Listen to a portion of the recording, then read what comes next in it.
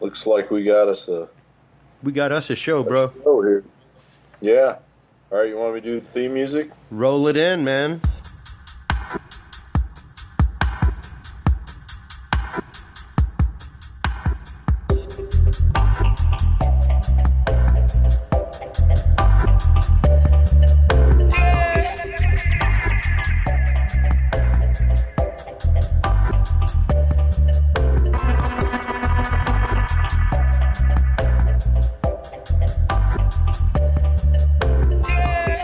Welcome to the show, Chris Jordan O. Oh, thank you so much, John Bound. I always love coming on the Blah Blah Show. We get to talk about such cool stuff.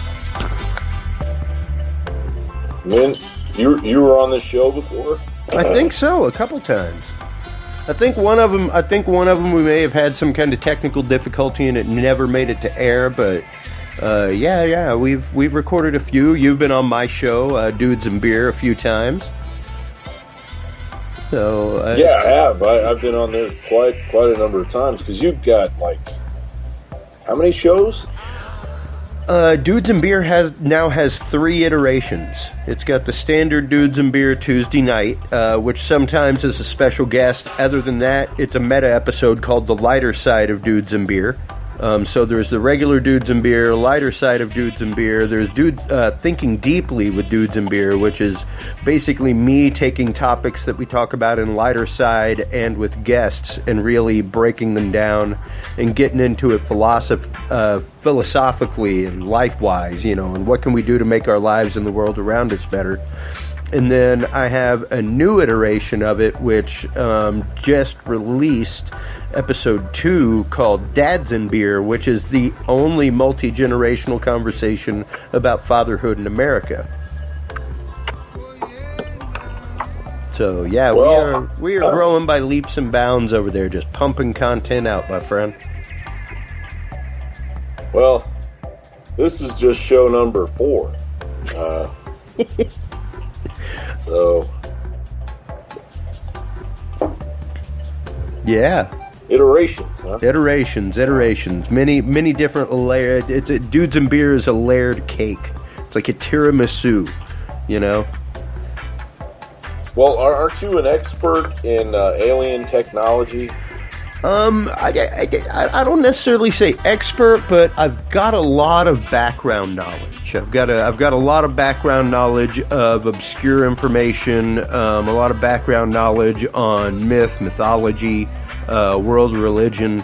Taught those things for a long time and have literally since about the age of 13 been heavily into UFO research and keeping up with things like that. And keeping up with that kind of news. So you're aware of the situation that happened in New Mexico? Oh yeah, or Roswell, I think it's called. Now there's another situation. Which one's that? They had them aliens come around there, and they got in there, and they drove around, and they're flying and stuff. Oh yeah. There's there's numerous theories going on out there. Of course, you've got Area 51, which, according to some people, has been moved. All of the alien technology and things like that are gone. There may still be some stuff there, but a lot of that has apparently been moved to Wright-Patterson Air Force Base, stuff like that. There's the story of the alien colonies in the tunnel out there. Yeah. And the whole, there was apparently a war between alien races that happened in this catacomb colony that's run by the U.S. government. Right, that Philip Schneider. Yeah. Are you familiar with him? Absolutely. Okay, so now that's really where I was going. All right. I was playing coy there. Well, let's go into it. Let's get into it. Well, Philip Schneider was a contractor for the U.S. government. He supposedly had very high top secret security clearance. Yep. And he witnessed the DUMBs being made. Oh, really? underground military bases, the DUMBs. Yeah. The story of Philip Schneider is interesting. Him saying that he was part and parcel to experimentation, things like that they were working on, alien-human hybrids, all kinds of stuff in this facility. For me, really, when it comes down to it, when you're talking hardcore evidence, because, like, I'm a deep-at-heart believer. No doubt about it. I am, like my co-host Stephen Bishop posted this video that came out, I guess it was today or yesterday, about this supposed alien mummy that had been discovered in Peru. And unfortunately, one of the people in the video is a known hoaxer. So I was like, like the credos just aren't there, but... Well, but the fascinating thing about Schneider is that there's this huge part of history that people bring up in the UFO world, and it's common knowledge to them. But most people don't know about it. Is Eisenhower's interaction supposedly with extraterrestrials, and they actually met and signed a treaty in 1954. Yeah. Eisenhower and the extraterrestrials. It's called the Greada Treaty. Yep. Greada. And that's where it all begins. And then Philip Schneider is part of this deep underground military base construction with DUMBs, as they're known.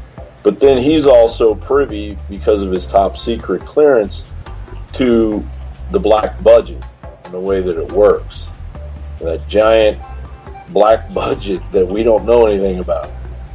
That pretty much sustains the deep state. Yeah. So that really makes the framework for the deep state whenever you go to think about it. And that's, we've talked about it before on Dudes and Beer podcast, stuff like that, where that's part of where Eisenhower's big warning when he left comes about, beware the industrial military complex. We had to do some things in order to win World War II, and some of that was give up some of your personal rights. And now we have these dark budgets, we have these top secret programs, we have all this kind of stuff that's been put into the hands of military contractors, not necessarily the military over which we have control. Oh yeah. And that's where some of the Philip Schneider comes into play. That's where some of another claim that he made was, as a result of this Greada Treaty in 1954, that the U.S. government and the aliens had made a deal where they could go and basically experiment on humans. Yeah. But they had to notify, the military was going to be all right with it, but the aliens had to notify the military. Yeah. And that didn't last very long. They just they stopped notifying the military. So that's another part. And then Philip Schneider himself is doing a dig, and he in Dulce, New Mexico. Yes, that's right. Dulce Mountain. Dulce Mountain Complex is what it was. He was just for a little background history. He was actually like a self-trained geologist and explosives expert. So in 1979, he was in Dulce, New Mexico, and they, like you said, they found those hollowed-out underground tunnels. Yep. That these aliens had been living in for, God knows how long, like the Slee Stacks in Land of the Lost. Or the lizard people under LA. Like there's literally, because it's almost the same way that Philip Schneider described it, where it was like a honeycomb, like an anthill almost, just like this series of interconnecting tunnels underneath this mountain, and that's what these tunnels in LA are all about. You know, they're just these random tunnels that are down there that people have reported seeing lizard people in and stuff like that.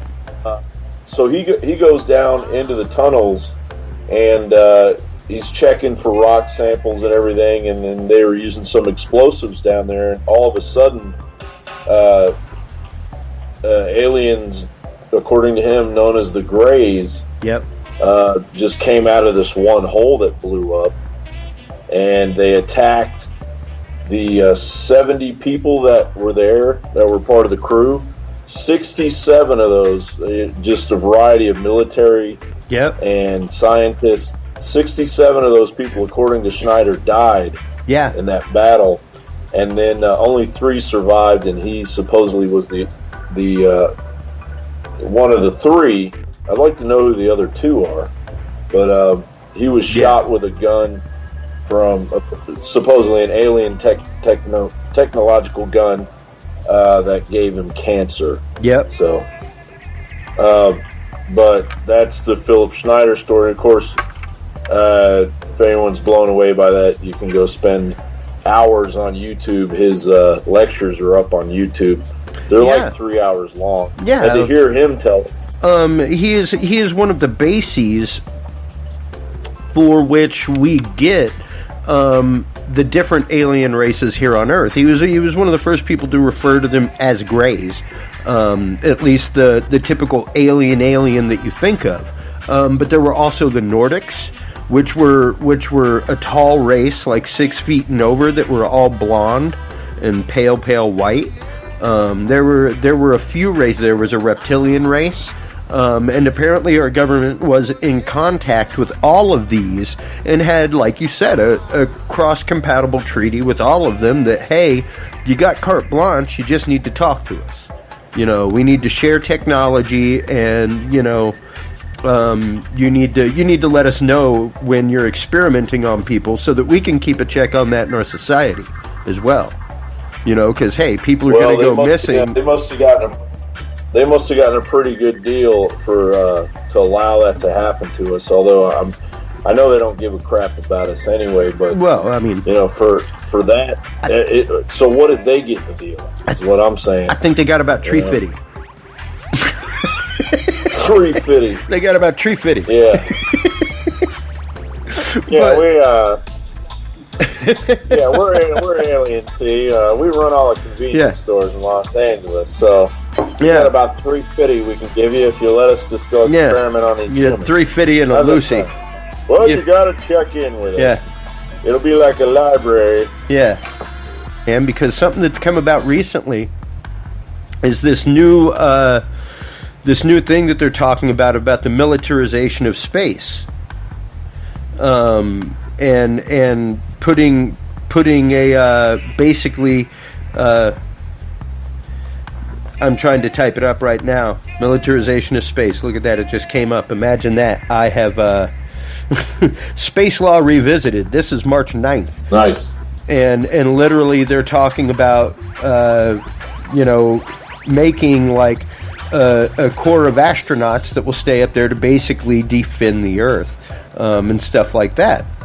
And it's interesting because there was an article done, and I want to say it was the New York Post, years ago, talking about this new space plane that they're getting ready to, it's basically like a miniature, like 1/3 size, about the size of a jet plane. It's a 1/3 size version of the space shuttle, and I believe it's the X-34. That it is literally supposed to be used as a regular relaunch vehicle to get these guys up there. And to let them do their job. But there has apparently been a secret space program for years, and what a lot of people don't realize is that most of the missions, like you'll hear about them doing some science missions, and so they're going to do some satellite repair while they're up there. Yeah, it's normally like classified satellites, 2/3 of the time, they do not get their orders until they're in orbit. They know that they're going up there to repair a satellite, something like that, but for security reasons, for some odd reason, shuttle launches fall under the purview of the DoD. And most of them have some sort of DoD cargo on board, something like that. And like I found that out reading the Space Shuttle Operator's Manual, that most of the missions and what happens are actually classified. You know, they're up there like maintaining NSA satellites and stuff like that. You know, so they aren't gonna make it widely known. You know, they're going to go up and fix a communication satellite, and while they're up there, they're going to put some ant colonies on the International Space Station and see how ants reproduce in space. You know, stuff like that. And it's all done under this blanket of common technology and common thought. But really, when you start breaking into it, it goes so much deeper than that. It goes so much deeper than that. And it goes back for generations and generations. You know, I mean, if you look at medieval texts, like there are stories from like the 1500s in wood carvings and stuff like that of like huge battles going on right up around the Black Plague. They were talking about these large objects over Germany that were like releasing gases and stuff like that. And there were reports in the early frontier days of America about large cigar-shaped objects in the sky. You know, things like that. Right. Dirigibles did not exist yet. Hell, the hot air balloon didn't even exist yet as we know it. You know? So what was this thing that they were seeing up in the sky that numerous people saw and reported? And, like, it goes back a long way. Even going back into the Bible. You know, you look at the wheels of Ezekiel and stuff like that. And I've actually got the verse pulled up right here from the New American Bible. And you know me, I'm a big user of the New American, mainly because it uses the original Hebrew and the original Greek in which it was written. It's not a Latin translation into Old English, which was more of a legal English than a spoken English, you know. It's like trying to tell a Spanish joke in Korean and expecting it to make sense. It just doesn't. The translation gets lost. But when you start reading this, Ezekiel 1, it gets really, really wild. And it starts off, the word of the Lord, this is Ezekiel 1:3. The word of the Lord came unto the priest Ezekiel, the son of Buzi, in the land of the Chaldeans by the river Chebar. There the hand of the Lord came upon me. As I looked, a storm wind came from the north, a huge cloud with flashing fire, from the midst of which something gleamed like electrum, which electrum was like platinum. You know, it was like it was a mix of gold and silver. Within it were figures resembling 4 living creatures that looked like this. Their form was human, but each had 4 faces and 4 wings. Their legs went straight down, the soles of their feet were round.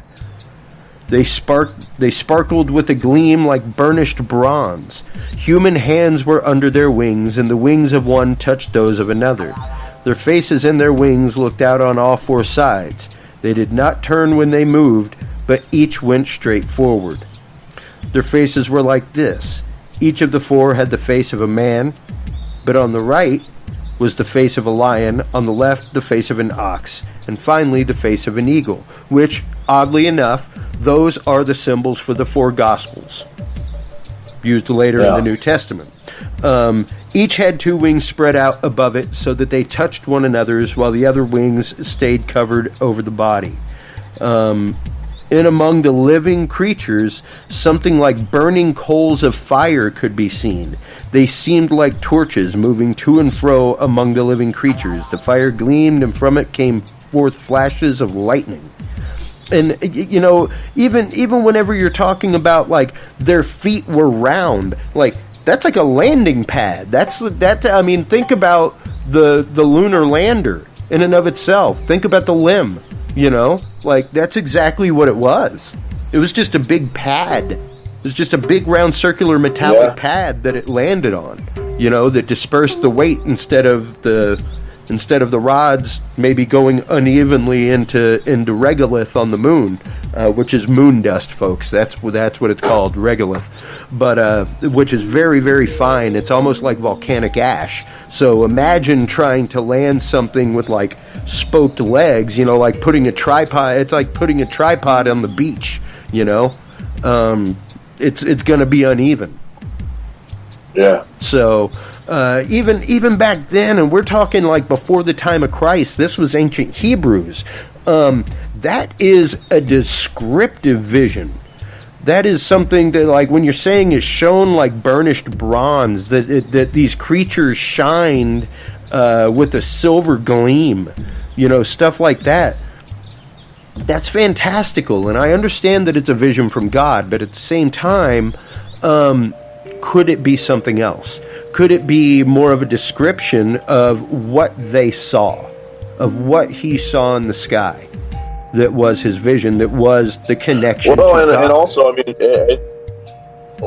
and I mean, even if it was identical to the way he's describing it, who are we to say that there's no way he saw that? I mean, who knows? Yeah, that may have been exactly what he saw. Well, and the funny beyond our understanding. The funny thing is, I just recently watched a show on Netflix called "The Bible is History," and it's interesting because it's done by a guy who's a believer but also a scientist, and he goes and talks to other scientists like geologists, like, "Hey, the Great Flood, did it really happen?" And they're like, "Well, let's go down to the bottom of the Grand Canyon and look at the bedrock." And you see the bedrock, and then there's this empty space, and up above it is like perfectly dispersed mud layer. And the only way that could happen is a massive floodplain. That's the only way it could happen. So, how often do these stories, and Ezekiel wasn't the only one that saw stuff like this, There were numerous people in ancient times that saw this stuff, that put drawings on cave walls, the pictographs in Mesa, Arizona, stuff like that, by the Hopi Indian. What's really interesting to me is just even if you look further in the Old Testament, the concept of the Watchers, in the book of Enoch, where Enoch. The flood happened for a reason, and it was because the angels came down and took the wives of men and had children with them, called the Nephilim. And these watchers were supposed to be watching over humanity and protecting us.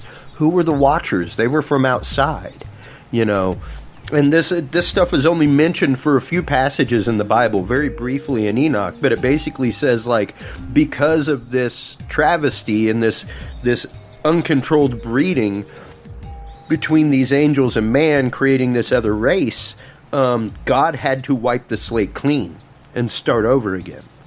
And that was the first major cataclysm. That was before, that was before Noah. All that kind of stuff. That was shortly after the Garden of Eden. And, you hear stories like that. And that brings us kind of into some of the other stuff that we were going to talk about tonight, angels and demons. And where do we get those concepts from? Where do we get the concept of good and evil? That comes straight up from Zoroastrianism.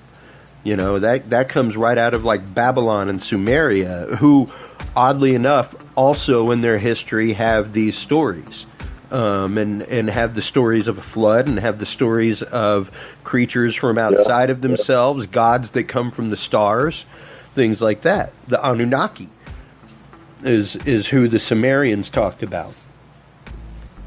That, once again, tracks right back to the book of Genesis and goes really into more Hebrew Kabbalah, where you start talking about Lilith, the first Eve, the first mate, who was kicked out of Eden and became a succubus. Basically became like the first vampire and would tempt men in order to take advantage of them. And right. even like as well as I'm Catholic by religion and by practice. My spirituality goes far beyond that, but even in Catholic ceremony, the first thing that happens at a baptism, the first part of it, literally in the book, is the rite of exorcism. The first thing that happens is you expel anything that may be there. And basically put protection over this child and make them a child of God, so that now they have to, it's the concept of you have to invite the vampire into your house. He can't just come in. Which, as simple as what you just said is, that really is the fundamental genesis of all primitive religions. Oh, yeah. To spiritually protect themselves, protect, their food, protect, protection. Yeah. And so, the idea of an angel is pretty understandable. Well, and you would want protection, and the idea of a demon is understandable because you need something to be protected from. You get into some wild stuff, though, when you talk history, and especially once you start talking ancient Jewish history and Kabbalah and things like that, because then you get into the Seals of Solomon, and the stories and the fact that King Solomon apparently communicated with demons. And right. angels alike, and used seals and sigils with which to protect himself, so that these spirits would do his bidding. He wore rings for like the planet Saturn, developed all these seals and sigils, and that's where a lot of practice of high magic comes from. Now, what's interesting, to translate this into a modern day concept, we can go straight into Aleister Crowley and stuff like that, and the modern concepts of paganism and the occult, modern witchcraft draws a lot off of the Kabbalah of the Golden Dawn.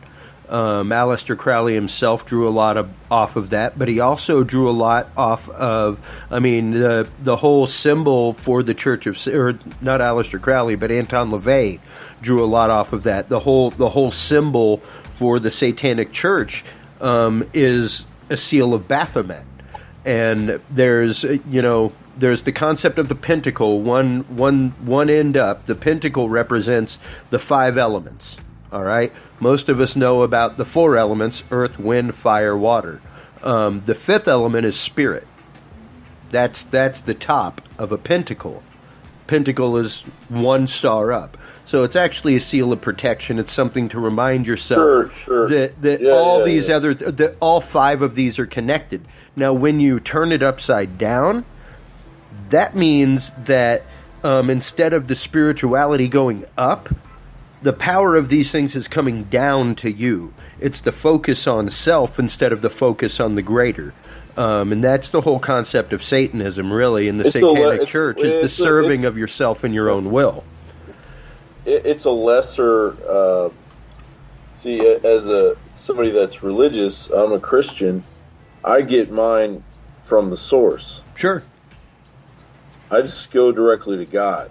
Oh, yeah. And that's... But, let me finish. Go ahead. But the people that dabble in witchcraft and Satanism and Kabbalah and anything that's arcane, the arcane arts. Yeah, what seems like it may give you more of an understanding, earthly understanding, an unclean understanding of higher wisdom.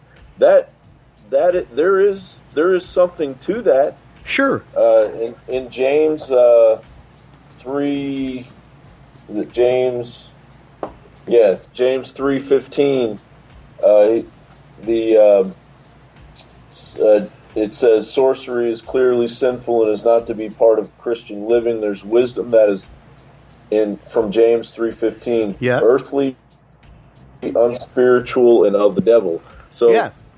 Well, yeah, even there is wisdom there. There is wisdom there. But even I the mean, Old just take Testament, that- it goes so far back that even the Old Testament in Leviticus, man, they talk about like don't talk with the dead, no necromancy, Right. no talking with the dead. People tried to have seances and stuff like that back then, and supposedly these seals gave Solomon power over people, over lands. Yeah. He communicated with jinn, which are also known as genies, which were basically elemental spirits that controlled one thing. So it was, and are controlled by different planets at different times of the year and stuff like that. The rituals are very, very complex, and I'll show you some books sometimes. I've got all of them, but it's one of those that. It's No, very you're preaching to the choir. yeah. I've been reading about this stuff my whole life. Well- and the thing is, I'm kind of tired of it. Really. Yeah. I went through a period of time where I did actually study the Kabbalah pretty hardcore. oh yeah. Whether you start with a Q or a K, and I've studied its history and I've studied what it can do to empower you and what it means between. Each of the Sephiroth to Yeah. travel on in order to empower yourself Yeah. and all that. And that's a kind of a scientific occultism, as it were, But To an extent, it's yeah. really, it's nothing. It's just nothing compared to just opening yourself up to the great beyond. Oh yeah, absolutely. because- well, go Yeah. ahead. Go. Well, that's just what I found. I've been out of my body. I was in a car accident. I've been out. I had 5 out-of-body experiences. 4 of those I induced myself until I got to the point to where I could completely control them, no problem. Sure. I've done lucid dreaming. I've done all those things. I practiced I've done- active dreaming for a long time. But I realized the further I got into it, the closer I was to probably leaving this earth Yeah. prematurely, Well, and so I came to a greater understanding that there is a higher power than all of the mishmash and that's really what it's all about. At the end of the day, is somebody's like saying they're a 14th level illusionist, and you're only a 12th level mage. Yeah, And whatever, man. I'll roll a mean- dodecahedron and we'll change It's that. meaningless. It's meaningless. And Aleister Crowley was a douchebag. Well, Go read his biography. The guy was a total. oh no, douchebag. no, he was an absolute jerk to people. He was utterly selfish. He was totally self-serving. That was the path of complete magic. douchebag. That was the path of magic that he followed. That was the path of magic that And he was a failure. Anton LaVey and he followed. was a failure. Well, he was a failure at what he was trying to practice. I mean, and I'm saying that because there are a lot of people out there, that Jay-Z and whatnot, that believe that he's this powerful symbol, but he failed. That house he had in Loch Ness that Jimmy Page bought Yep. years later, Yep, that I was just gonna get burned into that. down, just burned down a few years ago. But Well- he held a ceremony there, and he was holding an Enochian Yes, ceremony. Enochian magic. This was which was very early in his career as an occultist. So he was actually pretty young. So he had to follow all of the things that these ceremonies require. And these Yeah. ceremonies are actually called. If you do these things, there's a good possibility that an angel or a demon will show up. Well, and But it takes a lot of preparation, and you got to basically live by yourself. You got to be clean. You got to do these things Yeah, there's- numerically all day. And there's he did 'em. fasting involved. All kinds Right. of stuff. And Even he if you did go it. through and read the Seals of He did 'em Solomon, all. in order to make a ring with the Seal of Solomon, like It's got to be made on the crest of a certain moon during the year under the sign of a certain planet. Exactly. Yeah, you got to wait for those. Yeah, yeah. So this took a lot of time, and he was right in the middle of the ceremony and already started calling some things up, and they believe that those things remained in the house because he then ran off to go help out one of his teachers, and left the ceremony. Yeah. Half done. It's kind of like starting up a nuclear reactor and leaving the rods halfway out to go grab some donuts. Exactly. Oh, wait. So I totally forgot my lunch in my locker. I'll be right back. Right. Something's going to happen. It'd be like if Jimmy Page and Robert Plant and John Paul Jones and John Bonham half wrote Stairway to Heaven. Well, and ran away somewhere for a while, and they came back and forgot what they were writing. And it does come from Kabbalah. Believe it or not, it comes from Judaic mysticism, and it's the concept that, number one, every letter in the Hebrew alphabet is defined a number, and the number for the letter that represents Elohim, God, is the number 1. And without Elohim, no other numbers can exist. Pretty mathematically sound, number 1. Without the number 1, no other number can exist. You can't even start counting. So the concept is set up in the construct right there that without God, there is nothing. There's nothingness. And amongst all things in creation, we uniquely were breathed into by God. So we share the creative power of God. And whatever we say it's the power of manifestation. How many times do you wake up in the morning and just go, man, this is going to be a shit-ass day. This is going to be horrible. And then it ends up being that way. Like you just made a self-fulfilling prophecy. You know, by saying that, you literally put your brain into the concept of look for bad things all day, because it's going to be a bad day. And what that brings us to is the point of intention. And that's where the danger comes in. That's where the caveat in Leviticus about talking to the dead and trying to talk to the dead comes in. That's where the warnings about, like the movie The Exorcist. Not many people remember how Reagan was possessed in the movie The Exorcist. It was because she was playing with a Ouija board downstairs, and her friend on the Ouija board, Captain Howdy, who was talking with her, was playing games with her. Right. And it was the intent. The intent's there.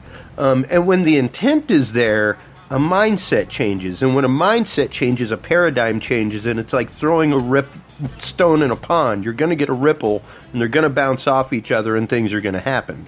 And so much so is this the case, John, that literally, I know we covered it once before on the news whenever I worked with you, that literally the Vatican over the last 6 years has reopened the School of Exorcism at the Vatican. The Pope came out long ago. It started with John Paul II. It carried on through Benedict. But now, especially with Francis, he has come out specifically and said, people have forgotten that evil is real. There is an embodiment of evil that walks this earth. And we feed that. The only things that can stop that is us. And whenever you start talking about things like Jimmy Page and stuff like that totally brings us into the next part of the conversation that you were wanting to talk about, which is rock and roll, things like that. So long ago, there was a pastor that talked about the hidden messages in rock and roll, the back-speaking, the subliminal messages in Stairway to Heaven and in the Beatles and stuff that were satanic, things like that. And it's not necessarily that they were purposefully put there, but there are some strange things with rock and roll, man. And there's a lot of wild stories. And the fact is, when it comes to these things, we actively enact that. We put this out there. We're the ones that perpetuate this. The only thing you can do is change your paradigm in the way that you think, and then once you change the way you think, you can change the way you act. And it's our actions that bring these things about. Like we said about Aleister Crowley, he left a spell undone. He left the circle of protection in the middle of conjuring. That's a no-no. You just left the gateway open, dude. Like, you may as well go friggin' Ghostbusters and invite Gozer in. Like, that's what just happened. Yeah. And going into some of this stuff, like I was saying earlier about Anton LaVey's Church of Satan and the symbol with Baphomet, the letters around that is the name Leviathan. Right. One of the demons that was cast down during the battle for heaven, stuff like that. One of Satan's right hand people was Leviathan. Yep. And man, I really appreciate everything you've laid out for the Blah Blah Show listeners tonight. Ladies and gentlemen, Chris MF Jordan.